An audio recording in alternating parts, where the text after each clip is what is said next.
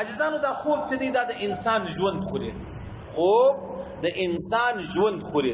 یو خو هغه خوب دی چې الله ما تا ته په شپه کې راکړی دی چې تاسو د شپې پرې وځئ، ورځ مې ستړې وه ستومانه وه، د شپې به تاسو مطلب په آرام سئ، آرام کوئ، سهار بیا را روانېږئ. زموږ خو مطلب دا ژوند الټه سوله، یعنی چپه سولو د شپې تر سهاره خلک څه کوي، چکې کوي، کیرم بورډونه کوي، دغه رقم نور تاش ماش کوي، سهار لمونځ کړی یا نه کړی بیا پرېوځي، بیا کله ماپښین کله مازدیګر له راپورته کېږي.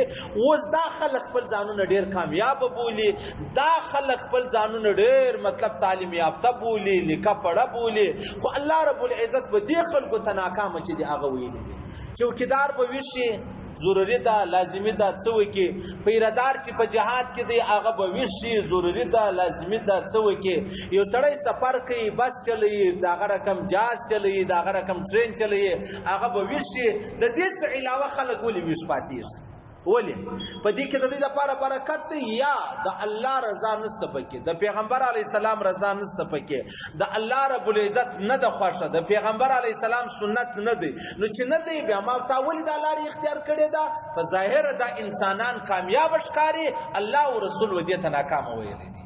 ٹھیک سلو ما او تا به کامیاب وګړو چې یار دا سړی ډیر روپۍ لري، مال او دولت لري، الله او رسول و دې ته ناکام ویل دي چې سړی د شپې ټول شپه چې دی هغه ویښ دی او د ورځې چې دی هغه بیده دی. کنه یزمن پخواني خلک وایي و یاره پخوا به د شپې سپی چې دی هغه چې شولو ویښ شولو، چوکیداري به کوله، غفل به، د ورځې به بیا یو سایه ته پروت ولو.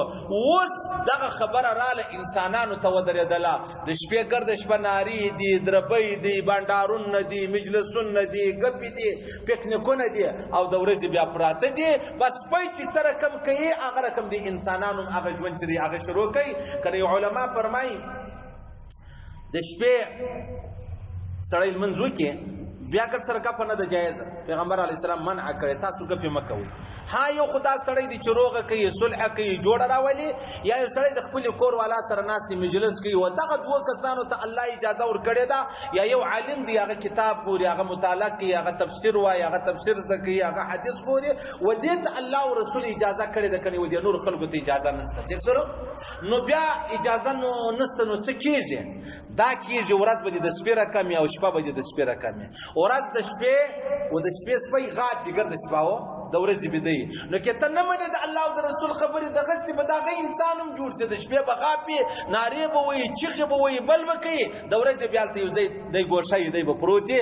و دغه ژوند نسلو الله چې د انسانانو ژوند جوړ کړی دی، ورځ د علم دپاره ده، ورځ د طلب د رزق دپاره ده، ورځ د سفر دپاره ده، او د شپې دا د آرام دپاره ده. الله په خپله فرمایي، لیکن موږ خپل د خپل ژوند چې دی هغه خراب کړي، هغه مې چپه کړي. که غواړئ ځان د مهمو اسلامي معلوماتو څخه خبر کړئ، د الحاج مولوي نورالدین اغا په نوم فیسبوک پاڼه خوښه او له نورو سره یې شریکه کړئ.